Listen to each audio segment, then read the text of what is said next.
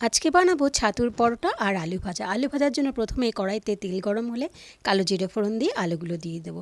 তারপর ভালো করে নাড়াচাড়া করে ভেজে নেব। আলুগুলো ভাজতে ততক্ষণে আমি আটাটা মেখে নেব। আটাটা কিচ্ছু না, শুধু প্লেন জলেই মাখবো, একটু নুন দিতে পারেন। আমি একটু অল্প করে নুন দিয়ে মেখে নিয়েছি। আটাটা একটু নরম করেই মাখতে হবে, ঠিক এভাবে। তারপর ততক্ষণে আলুটা অর্ধেক ভাজা হয়ে এসছে। এবারে এতে নুন আর হলুদ দেব, আর দেব কাঁচা লঙ্কা চেরা। এগুলো দিয়ে ভালো করে নেড়ে ছেড়ে বেশ কিছুক্ষণ নাড়াচাড়া করার পর আলুটা ভাজা ভাজা হয়ে যাবে। তারপরে নামিয়ে নিতে হবে, তৈরি হয়ে যাবে আলু ভাজা। ততক্ষণে এবারে ছাতুর পুরটা রেডি করতে হবে। ছাতু দিয়ে তার মধ্যে দিলাম নুন, জোয়ান, আর দেব কালো জিরে, আর দিচ্ছি এখানে আদা কুচি আর কাঁচা লঙ্কা কুচি। চাইলে আপনারা রসুন দিতে পারেন, কিন্তু আমি রসুন দিইনি। আর দেব একটু চাট মশলা স্বাদের জন্য। এগুলো দিয়ে ভালো করে হাত দিয়ে মেখে নিতে হবে।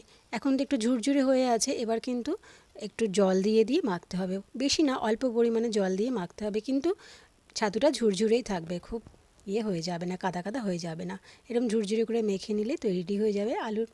এবারে আমি আটাগুলোকে বাটির মতো একটা শেপ দিয়ে নেব। বাটির মতো শেপ দেওয়ার পর ওই যে গর্তটা, ওখানে ছাতুটা দিয়ে দেব। ছাতুটা ভালো করে পেস্ট করে ভরে দেবো একটু। তারপর মুখটা বন্ধ করে ভালো করে লাচিটা আবার গোল করে পাকিয়ে নিয়ে হালকা হাতে বেলে নিতে হবে। তারপর এটাকে রুটির মতন করে সেঁকে নিতে হবে। প্রথমে একটু সেঁকে নেব, তারপর রুটিটা শাঁকা হয়ে গেলে পরে ওপর দিয়ে তেল দিয়ে পরোটার মতন ভেজে নেব।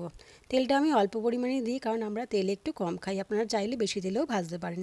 ব্যাস, তৈরি হয়ে গেছে ছাতুর পরোটা আর আলু ভাজা। টাটা।